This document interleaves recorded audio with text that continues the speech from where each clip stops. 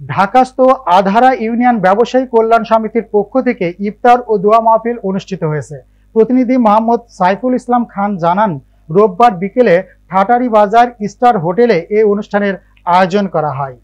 এ সময় প্রধান অতিথি হিসেবে উপস্থিত ছিলেন জেলা বিএনপির সদস্য সচিব মোহাম্মদ মহিউদ্দিন আহমেদ।